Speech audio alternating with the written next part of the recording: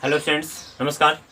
आइए इस video lecture के अंतर्गत हम लोग पढ़ेंगे विद्युत धारा को और पदार्थों का वर्गीकरण पढ़ेंगे कि किन पदार्थों में आवेश गमन कर सकता है और किन पदार्थों में आवेश गमन नहीं कर सकता है, उनके बारे में हम लोग जानेंगे। इसके पहले हम लोग पढ़े थे कि जब किसी पदार्थ से एक इलेक्ट्रॉन या एक आवेश निकल करके दूसरे पदार्थ पर चला जाता है तो जिस पदार्थ से निकल जाता है वो पदार्थ धनावेशित हो जाता है, जिस पदार्थ के ऊपर चला जाता है वह पदार्थ ऋणावेशित हो जाता है। हम लोग जानते हैं कि जिस पदार्थ से जितने इलेक्ट्रॉन निकल जाते हैं उसके ऊपर उतना ही जो है धनावेश आ जाते हैं, और जिस पदार्थ के ऊपर जितने ही ऋणावेश चले जाते हैं उसके ऊपर जो है उतना ही ऋणावेश हो जाते हैं, अर्थात इलेक्ट्रॉन जितने चले जाते हैं उसके पास उतना ही जो है ऋणावेश हो जाते हैं। तो इसके बारे में हम लोग जो है चर्चा कर चुके हैं। तो आप जानते हैं कि कोई पदार्थ धनावेशित और ऋणावेशित कैसे होता है, तो इलेक्ट्रॉन के निकल जाने के कारण होता है या इलेक्ट्रॉन के किसी पदार्थ के ऊपर चले जाने के कारण होता है। मतलब कि कोई भी पदार्थ अगर आवेशित होता है, धनावेशित होता है या ऋणावेशित होता है तो किसके कारण होता है, तो केवल और केवल जो है वह इलेक्ट्रॉन के कारण ही होता है। इसीलिए कहा गया है कि विद्युतीकरण के लिए आप इस बात को नोट भी कर सकते हैं, जो कल लिखे थे आप उसके नीचे नोट भी कर सकते हैं कि विद्युतीकरण के लिए केवल और केवल इलेक्ट्रॉन ही उत्तरदायी होता है, क्योंकि जिस पदार्थ से इलेक्ट्रॉन निकल जाता है वह पदार्थ धनावेशित हो जाता है, जिस पदार्थ के ऊपर चला जाता है वह पदार्थ ऋणावेशित हो जाता है। तो आप ध्यान रखें, कभी भी याद रखें कि यदि कोई वस्तु धनात्मक हो रही है या ऋणात्मक हो रही है तो वह किसके कारण हो रही है, तो वह इलेक्ट्रॉन के निकल जाने के कारण हो रही है या इलेक्ट्रॉन के उसके ऊपर आ जाने के कारण हो रही है। ठीक है, तो इन बातों को हम लोग जो है चर्चा कर चुके हैं और आज हम लोग चर्चा करेंगे।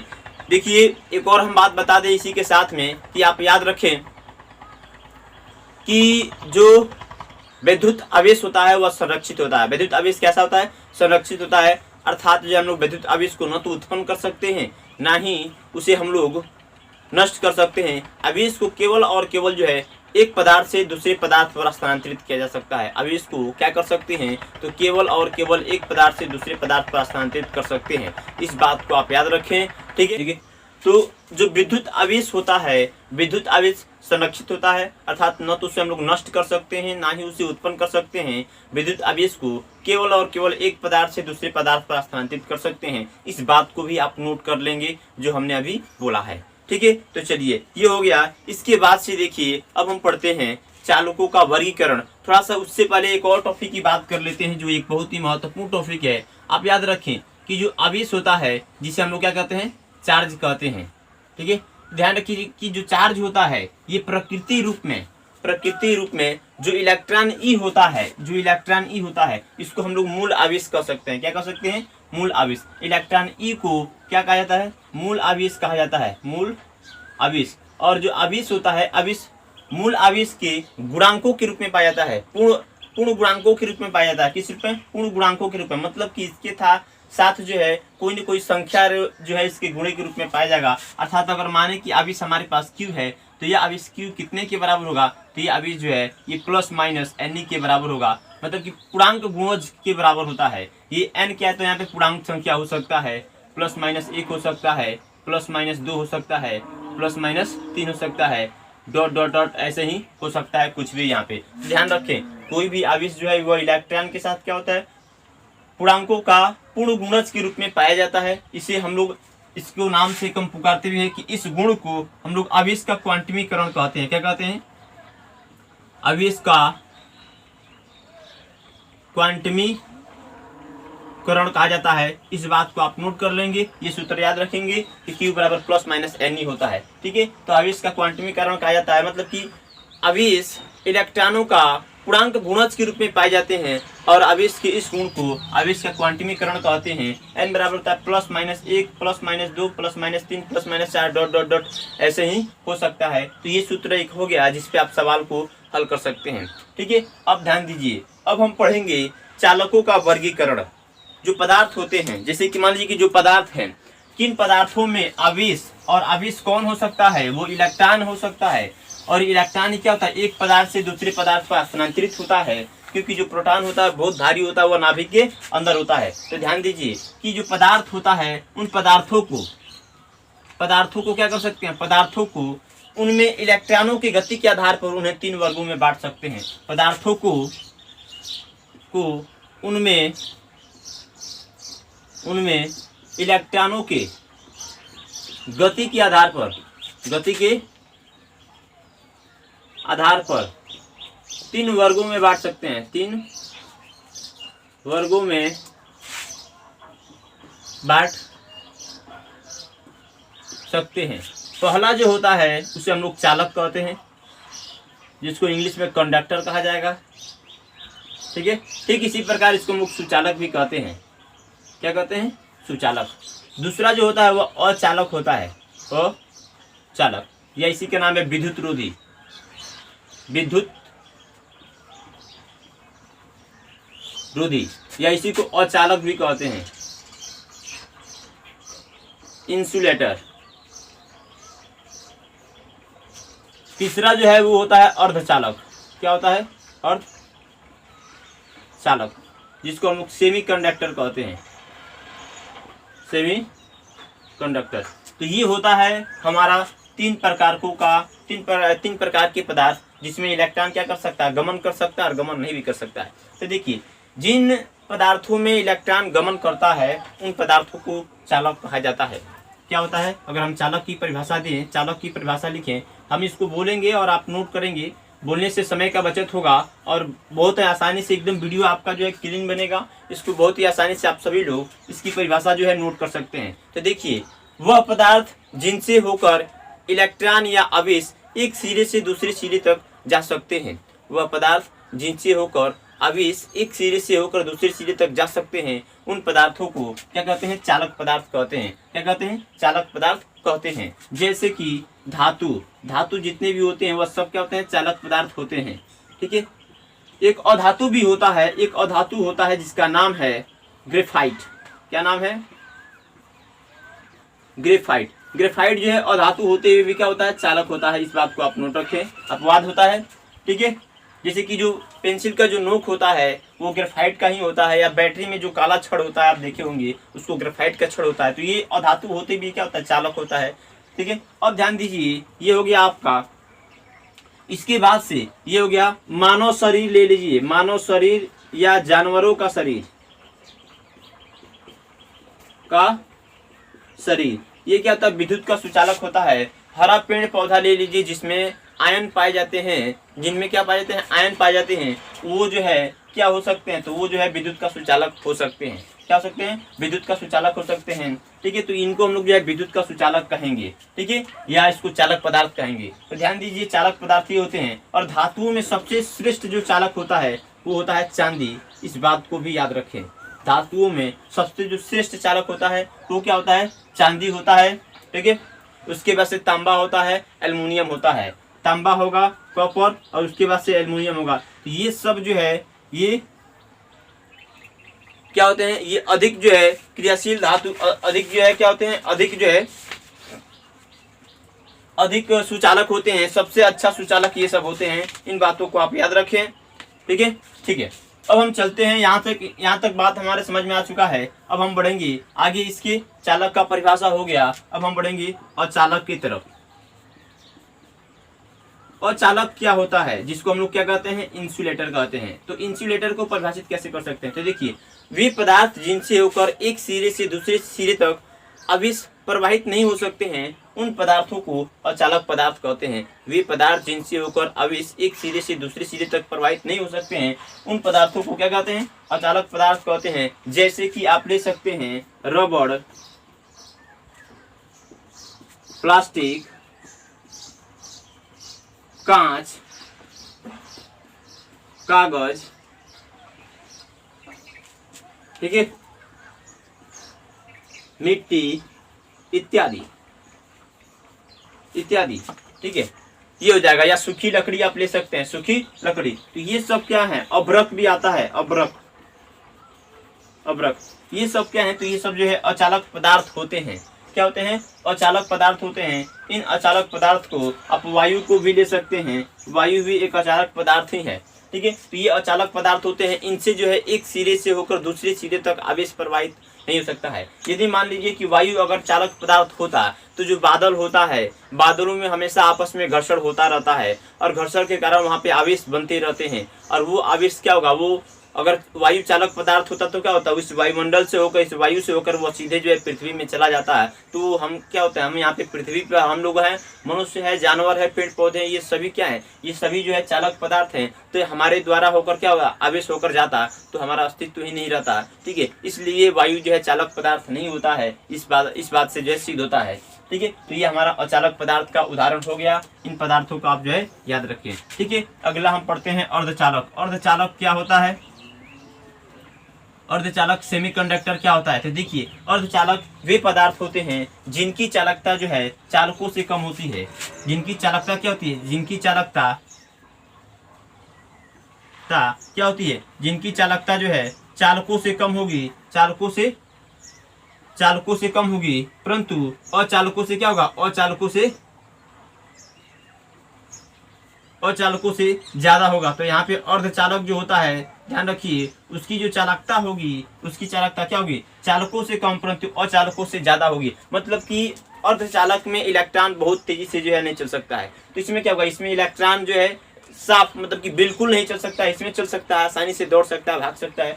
ठीक है, लेकिन अर्धचालक में बहुत ही आसानी से नहीं चल सकता है जितना कि चालक में चलता है। ठीक है, इसलिए हम कहेंगे कि इसमें जो है इसकी जो चालकता होती है वह चालकों से कम होती है और अचालकों से ज्यादा होती है। ठीक है, तो इनको हम लोग अर्धचालक कहते हैं। और इसमें आपके उदाहरण आ जाएंगे सिलिकॉन, कार्बन, जर्मेनियम, ठीक है, इत्यादि, ये ETC, ये सब जो है क्या होते हैं, अर्धचालक होते हैं। और इन अर्धचालकों का उपयोग जो है बहुत ही ज्यादा जो है इस समय किया जा रहा है।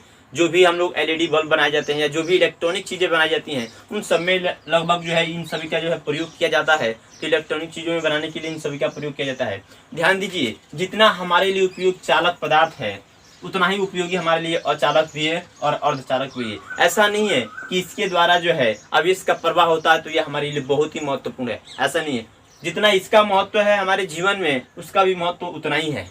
ठीक है, इसका जो इतना महत्व है उतना भी इसका जो है महत्व है, इसका भी महत्व है, क्योंकि इन सब का उपयोग हम लोग जो है इलेक्ट्रॉनिक चीजें बनाने में करते हैं। जैसे कि आप देखे होंगे कि जो वायर बनता है, जो तार बनता है, उस तार के ऊपर जो है प्लास्टिक भी लगा रहता है। तो उसके अंदर धातु का क्या है, एक वायर है, पतला सा वायर है, तार है, और उसके ऊपर प्लास्टिक लपेटा गया है। तो प्लास्टिक क्या है, तो प्लास्टिक जो है अचालक पदार्थ है जो हमें विद्युतीय झटके से बचाता है। क्या करता है, विद्युतीय झटकों से बचाता है। तो हमें प्लास्टिक क्या करता है, विद्युतीय झटकों से बचाता है, क्योंकि हम लोग जानते हैं कि आवेश जो है प्लास्टिक के द्वारा प्रवाहित नहीं हो सकता है। उसको हम लोग जो है आसानी से पकड़ सकते हैं जब प्लास्टिक लगा रहेगा तब, लेकिन जब वो खुला रहेगा तो उसको हम लोग नहीं पकड़ सकते हैं, क्योंकि उसके ऊपर प्लास्टिक नहीं होता है। ठीक है, और उसके द्वारा जो है आवेश हमारे शरीर के द्वारा जो है प्रवाह हो सकता है और हमें विद्युतीय झटका लग सकता है। तो ध्यान दीजिए आप, चालक पदार्थ जितना हमारे लिए उपयोगी है उतना भी जो है अचालक भी है, क्योंकि जहां इसका उपयोग किया जाता है उसका भी वहीं पर उपयोग किया जाता है, और अर्धचालक भी हमारे लिए उतना ही उपयोगी है।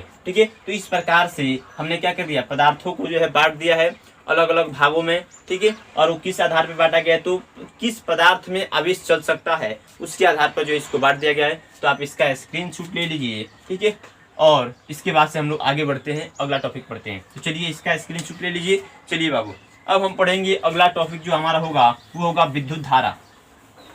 अभी हमने जाना कि जो पदार्थ होता है अर्थात जो चालक पदार्थ होते हैं उनसे आवेश क्या कर सकते हैं, गमन कर सकते हैं, उनमें आवेश जो है चल सकता है, दौड़ सकता है। तो जब आवेश दौड़ेगा, जब चलेगा, तो उसको हम क्या कहेंगे या उसके अंदर क्या बह रहा है उसको क्या कहा जाता है, उस बात को हम यहाँ पे जो है समझेंगे और उसको समझने का प्रयास करेंगे।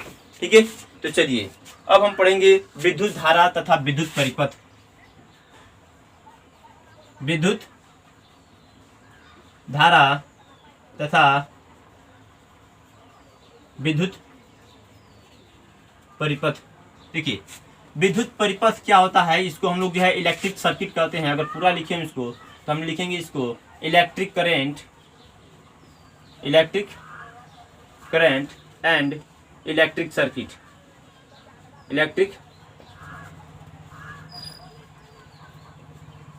Electric circuit. तो ध्यान दीजिए कि जो विद्युत परिपथ होता है ये क्या होता है, तो विद्युत परिपथ जो है किसी विद्युत धारा का सतत तथा बंद पथ को क्या कहते हैं, विद्युत परिपथ कहते हैं। तो आप उसको परिभाषित करना हो तो आप लिखेंगे किसी विद्युत धारा के सतत तथा बंद पथ को क्या कहते हैं? विद्युत परिपथ कहते हैं, विद्युत परिपथ कहते हैं। अर्थात जो विद्युत परिपथ होता है ये क्या होता है? ये विद्युत धारा के लिए सतत होता है और एक बंद पथ होता है। सतत का मतलब कि वो कहीं टूटा हुआ नहीं होगा, वो एक समान होगा, एक बराबर होगा, वो कहीं टूटा हुआ नहीं होगा, बंद पथ होगा। उस पथ को हम लोग क्या कहेंगे? उस पथ को हम लोग विद्युत परिपथ कहेंगे। मतलब कि विद्युत धारा के प्रवाह के लिए, विद्युत धारा के लिए उसमें क्या होगा? एक सतत और एक बंद पथ होगा, उसको हम लोग क्या कहेंगे? विद्युत परिपथ कहेंगे। अब ध्यान दीजिए, इसको हम कैसे बना सकते हैं। तो हमने माना कि चलिए यहाँ पे एक बल्ब है और यहाँ पे एक प्रतिरोधक लगा हुआ है कुछ, और यहाँ पे हो सकता है ऐसे एक बैटरी लगा हो, यहाँ पे एक स्विच या कुंजी लगा हो, जो क्या करता है? एक कुंजी लगा हो जो क्या करता है? जो स्विच को ऑन ऑफ करने के लिए लगा हो सकता है। ठीक है, यहाँ पे तो देखिए ये हमने माना प्लस टर्मिनल है और ये माइनस टर्मिनल है। तो ये क्या है? ये एक बैटरी हो गया। ठीक है, इसके द्वारा क्या होगा? धारा जो है प्रवाहित होगा, प्लस टर्मिनल की तरफ से धारा आई जो है इस तरह से प्रवाहित होता है और ये बल्ब क्या होगा? जलेगा। तो देखिए ये जो पथ क्या है? ये तार का जो बना हुआ जो पथ है ये क्या है? ये क्या है? तो ये विद्युत परिपथ कहलाएगा। जैसे कि मान लीजिए कि आपको एक बल्ब जलाना है, तो जब आप एक बल्ब जलाएंगे तो क्या करेंगे? आप उस बल्ब के जो दोनों टर्मिनल होगा उससे तार को जोड़ कर लेकर आएंगे, ठीक है, और आप बैटरी में जोड़ देंगे। ठीक है, तो जब उस तार को बैटरी में आप जोड़ेंगे तो जो पथ जो बन रहा है आवेश के गमन के लिए, आवेश क्या होगा? आवेश एक टर्मिनल से जाएगा, धन टर्मिनल से जाएगा और दूसरे टर्मिनल से होते हुए क्या होगा? दूसरे टर्मिनल पर आ जाएगा तार से होते हुए। ठीक है, तो इस प्रकार से क्या होगा? जो आवेश के गमन करने के लिए जो हम लोग पथ बना रहे हैं उसी पथ को क्या कहेंगे? विद्युत परिपथ कहेंगे। तो समझ लीजिए कि अगर किसी वायर को, किसी बल्ब को जलाना है आपको, तो जो तार का जो होता है या जो तार होता है, जो वायर होता है और बैटरी से जोड़ देते हैं तो जो पथ बनता है उसी को हम लोग क्या कहते हैं? विद्युत परिपथ कहते हैं। समझ लिया आप? तो विद्युत परिपथ कहते हैं। तो वही हमारा क्या हो जाएगा? विद्युत परिपथ। या आप जानते भी कि अगर मान लीजिए कि अगर हम तार से क्या कर रहे हैं? बल्ब को जला रहे हैं, तो अगर कहीं तार अगर कट जाता है, ठीक है, तो बल्ब जलता नहीं है, क्योंकि वो विद्युत परिपथ क्या? वो सतत नहीं है, लगातार नहीं है और बीच में टूटा हुआ है।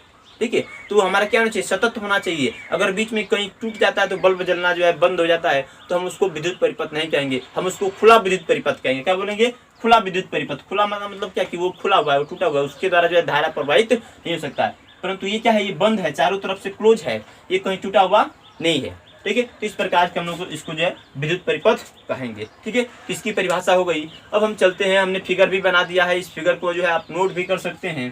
तो ये विद्युत परिपथ का परिभाषा हो गया। अब हम विद्युत धारा को परिभाषित करते हैं बहुत अच्छे से, इसको समझिए, ध्यान दीजिए। विद्युत धारा क्या होता है? अभी हम बात किए थे कि जो आवेश होता है, आवेश पदार्थों के अंदर गति कर सकता है। जिन पदार्थों के अंदर गति कर सकता है उन पदार्थों को क्या कर सकते हैं? चालक कर सकते हैं। तो देखिए जो चालक होता है, जब चालक से होकर के इलेक्ट्रॉनों का प्रवाह होता है या आवेशों का प्रवाह होता है, ठीक है, तो उसके अंदर क्या होता है? उसके अंदर जो है आवेश एक सतत वेग से या एक समान वेग से क्या करते हैं? गति करने लगते हैं। जब हम क्या करते हैं, जैसे कि मान लीजिए कि ये चालक पदार्थ है और इस चालक पदार्थ से हम क्या करते हैं? बैटरी को यहाँ पे जोड़ देते हैं।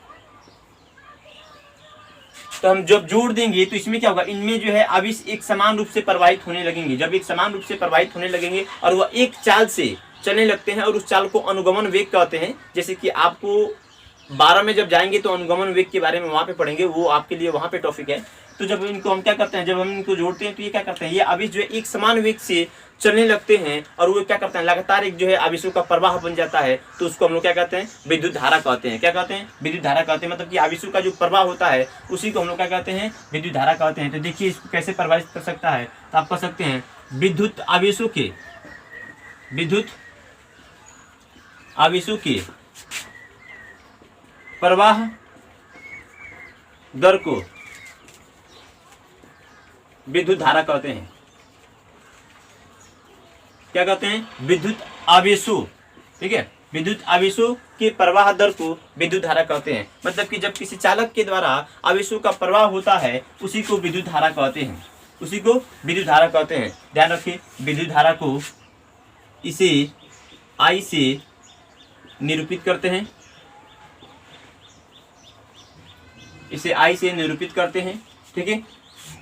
और इसका सूत्र कितना हो जाएगा? तो क्या कर रहा है? आवेशों की प्रवाह दर कर रहा है, मतलब कि समय के साथ भी उसको कितने समय में वो कितना आवेश प्रवाहित होता है उसकी मात्रा को कहते हैं। तो यहाँ पे विद्युत धारा जो है, विद्युत धारा बराबर हो जाएगा आवेशों का प्रवाह या प्रवाहित आवेश कह सकते हैं, ठीक है। तो आवेश लिख सकते हैं आवेश, ठीक है, ये आवेश क्या होते हैं, प्रवाहित होते हैं बट्टी समय, मतलब कि कितने समय में कितना आवेश प्रवाहित होता है, ठीक है, ये हो जाएगा। अब ध्यान रखें कि जो विद्युत धारा होगा उसको I से प्रदर्शित करेंगे, जो आवेश होगा उसको Q से प्रदर्शित करेंगे, और जो समय होगा उसको T से प्रदर्शित करेंगे। तो Q/T किसका सूत्र हो जाएगा, तो ये सूत्र हो जाएगा विद्युत धारा का, ठीक है, किसका सूत्र हो जाएगा, विद्युत धारा का। अब देखिए, अब यहाँ पर आप ध्यान दीजिए कि ये I बराबर Q/T हो गया, I बराबर क्या होगा, Q/T, तो ये इसका सूत्र हो गया। अब हम क्या कर सकते हैं, इसका मात्रक लिख सकते हैं। तो चलिए इसका जो मात्रक लिखेंगे SI मात्रक, तो ध्यान रखें कि इसका जो SI मात्रक होता है ये क्या हो जाएगा, तो देखिए इसका SI मात्रक मतलब कि I का SI मात्रक, विद्युत धारा का SI मात्रक बराबर हो जाएगा आवेश का SI मात्रक, आवेश का SI मात्रक बट्टे समय का SI मात्रक, समय का SI मात्रक। आवेश का SI मात्रक कितना होता है, कूलाम होता है, और आवेश का समय का SI मात्रक क्या होता है, सेकंड होता है। तो एक कूलाम प्रति क्या हो जाएगा, सेकंड किसका मात्रक हो जाएगा, तो I का SI मात्रक हो जाएगा, ठीक है। और देखिए जो I का SI मात्रक है कूलाम प्रति सेकंड, इसको हम क्या करते हैं, तो कूलाम प्रति सेकंड को हम एम्पियर कह सकते हैं, क्या कह सकते हैं, एम्पियर,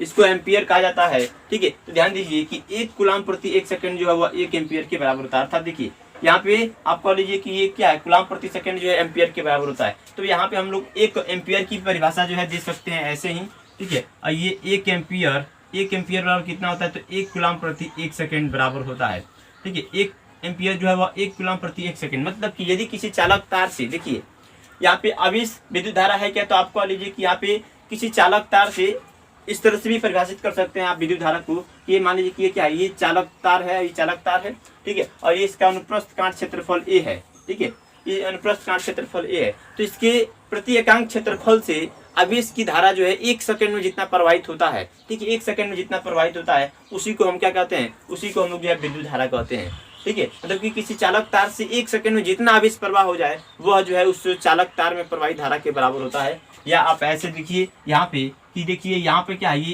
कूलाम प्रति सेकंड, एक कूलाम प्रति सेकंड क्या है, एक एम्पियर के बराबर होगा। क्योंकि यदि मान लीजिए आवेश की मात्रा हो एक कूलाम हो, और एक कूलाम में जो है एक कूलाम क्या होता है, एक सेकंड में प्रवाहित होता है, तो जो है इसमें धारा कितना बहेगा, तो उसमें एक एम्पियर बहेगा, ठीक है। तो एक एम्पियर किसे कहते हैं, तो यहाँ पे इसके आधार पर हम एक एम्पियर की परिभाषा जो है दे सकते हैं कि यदि किसी चालक तार में एक सेकेंड में, यदि किसी चालक तार में एक सेकेंड में एक कूलाम की आवेश प्रवाह होती है, एक कूलाम की आवेश प्रवाह होती है, तो चालक तार में प्रवाहित धारा एक एम्पियर के बराबर होगी। तो चालक तार में प्रवाहित धारा एक एम्पियर की बराबर होगी। इसका जो है आप परिभाषा नोट कर लेंगे, ठीक है, एक एम्पियर की परिभाषा, ठीक है।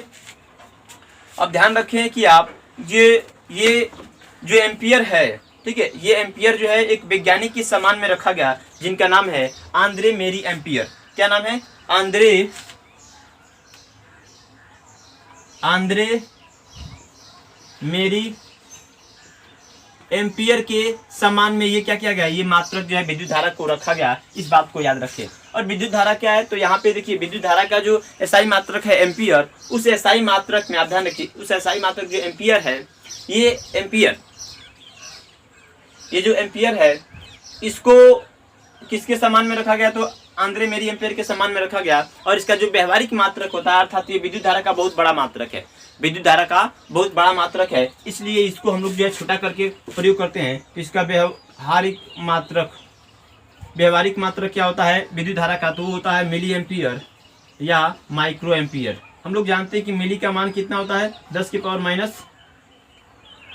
और माइक्रो का मतलब कितना होता है 10⁻⁶, ठीक है। तो इसका हम लोग उपयोग करेंगे। मिली एम्पियर का भी हो सकता है, माइक्रो एम्पियर में दे सकता है कि यदि किसी चालक तार से 5 माइक्रो एम्पियर प्रवाहित धारा होता है, 5 एम्पियर धारा प्रवाहित होता है 10 सेकंड तक, तो उसमें कितने आवेश प्रवाहित होंगे उसकी जो है परिमाण बताइए, उसका क्वेश्चन का जवाब जो है आप दीजिए, ठीक है। तो इस प्रकार जो है आपका प्रश्न आ सकता है। तो ये क्या है, तो ये हमारा एक विद्युत धारा है, और हमने विद्युत धारा को क्या किया, अच्छे से जो हमने समझा। तो इस विद्युत धारा को आप याद रखिए।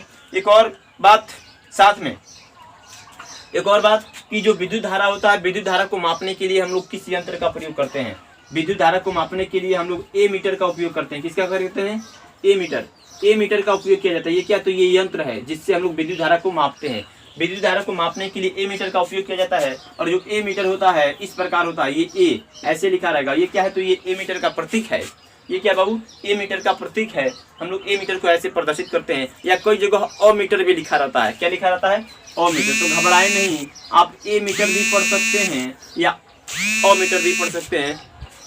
ये आपका जो है तो इसका स्क्रीनशॉट ले लीजिए। चलिए अब देखिए इसके आगे हम लोग बढ़ते हैं। इसमें एक और हम बात पढ़ लेते हैं। चलिए कि जो विद्युत धारा है वो कौन सी राशि है, विद्युत धारा जो है वो कौन सी राशि है, ठीक है, उसके बारे में थोड़ा चर्चा कर लेते हैं। तो ध्यान रखिए, जो विद्युत धारा है यह एक अदिश राशि होती है। आपके लिए अभी विद्युत धारा क्या होगा, एक अदिश राशि होगा। जैसे ही आप क्लास 12th के अपर क्लास में जाएंगे तो वहाँ पे ये जो है बदल जाएगा, वहाँ पे टेंसर क्वांटिटी हो जाएगा, प्रदीप्त राशि हो जाएगा। परंतु आपके क्लास के लिए ये क्या है, ये अदिश राशि है। क्या बाबू है, अदिश राशि। तो आप याद रखें, विद्युत धारा जो है एक प्रकार की अदिश राशि है, ठीक है। अब ध्यान रखिए कि हम लोग जानते हैं कि अदिश राशि के पास क्या होता है, अदिश राशि के पास जो है परिमाण केवल होता है, दिशा नहीं होता है। परंतु इसके पास दिशा और परिमाण दोनों होता है। परंतु आप ध्यान रखिए कि ये कुछ नियमों का, जो सदिश नियम का जो होता है, उस सदिश नियम का पालन नहीं करता है, इसलिए इसको हम लोग जो है अदिश राशि मानते हैं। क्या मानते हैं, अदिश राशि मानते हैं। तो देखिए, जो विद्युत परिपथ होता है, ठीक है, हम यहाँ पे लिखेंगे विद्युत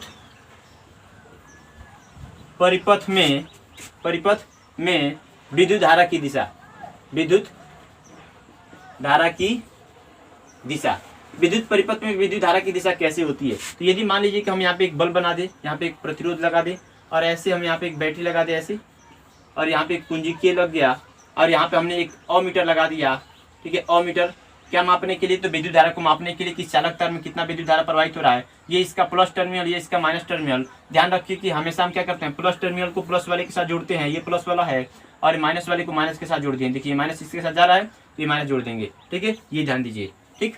अब ध्यान दीजिए कि इसमें धारा जो है, जो आई होगा, वो कैसे प्रवाहित होगा, माइनस की तरफ से बहेगा कि प्लस की तरफ बहेगा। तो आप ध्यान रखिए कि धारा जो है हमेशा प्लस की तरफ बहता है। कैसा बहता है, प्लस की तरफ।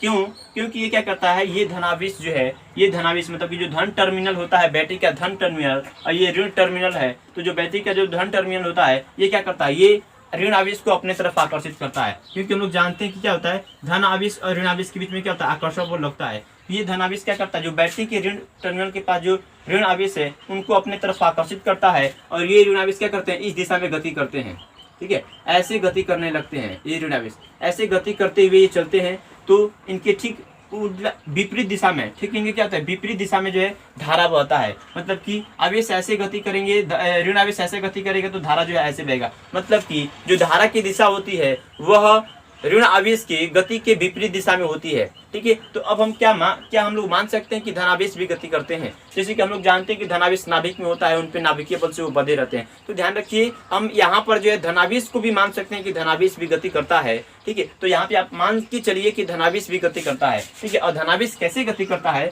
तो धनावेश जो है वो धारा की दिशा में गति करता है, मतलब कि इस दिशा में गति करता है, ऐसे ऋण आवेश की गति की विपरीत दिशा में गति करता है, ठीक है। तो ध्यान दीजिए, यहाँ पे लिखेंगे ऋण आवेश की गति की दिशा, मान लीजिए कि ये ऋण आवेश है, ये इस दिशा में कर रहा है, गति कर रहा है, ऐसे गति कर रहा है, ठीक है। तो ये गति ऐसे है, ठीक है। तो ये ऋण आवेश, ठीक है, तो ऋण आवेश ऐसे गति कर रहा है। यहाँ पे लिखते हैं, चलिए इसको गति की दिशा। तो जो धारा की दिशा होगी ठीक इसके उल्टा में होगी। ये क्या हो जाएगा, तो ये किसकी दिशा है, तो आई की दिशा है, ठीक है ना। मतलब कि धारा के ऋण आवेश की गति के विपरीत दिशा में होता है। दूसरी बात हम ले लेते हैं, क्या, धनावेश। जब धनावेश लेंगे, ये धनावेश मान लीजिए कि इस दिशा में गति कर रहा है, तो धारा क्या होगा, धारा कैसे बहेगा, तो धारा जो है उसी दिशा में बहेगा, ठीक है। तो ये जो है धारा आई है, ठीक है, ये आई है, और आई जो है उसी दिशा में बहता है। ये क्या है, ये धनावेश की गति की दिशा है, ठीक है। तो धनावेश जिस दिशा में गति करेगा उसी दिशा में धारा बहेगा, और ऋण आवेश जिस दिशा में गति करेगा उसके ठीक विपरीत दिशा में क्या होता है, विद्युत धारा की जो दिशा होती है। इसी बात को हमें जो है समझाना था। ये बात हमारा इस प्रकार से पूरी तरह से जो है कंप्लीट हो चुका है। विद्युत धारा को हम लोग पूरे एकदम अच्छे से पढ़ लिए हैं, इसमें हमारा कुछ भी नहीं छूटा है। तो आप अब जो है इसका भी स्क्रीनशॉट ले लें और इसको भी नोट कर लें। ये आपका विद्युत धारा जो एकदम कंप्लीट हो गया है। मैं आपको जो है कल इस पे 1-2 क्वेश्चन लगाएंगे और उसको हल करेंगे अगले लेक्चर में। कल हम लोग केवल क्वेश्चन ही लगाएंगे और कल का लेक्चर जो है बड़ा होगा। कल से आप चिंता ना करें, कल से आपका कम से कम जो है 45 मिनट या 1 घंटे का जो है वीडियो हो सकता है। और ये पार्ट खत्म हो रहा है, तो इस पार्ट खत्म होने के बाद से जो है आप सभी का एक टेस्ट होगा जिसमें आप सभी लोग भाग लेंगे। ठीक है, तो चलिए आप इसका जो है स्क्रीनशॉट ले लीजिए। इसके बाद से हम लोग कल मिलते हैं। वीडियो पसंद आता तो आप इसको लाइक करो, शेयर करो, चैनल के नहीं सब्सक्राइब किए हो तो पहले सब्सक्राइब करो, बेल आइकन को प्रेस करो जिससे कि आपको डेली नोटिफिकेशन मिलता रहे।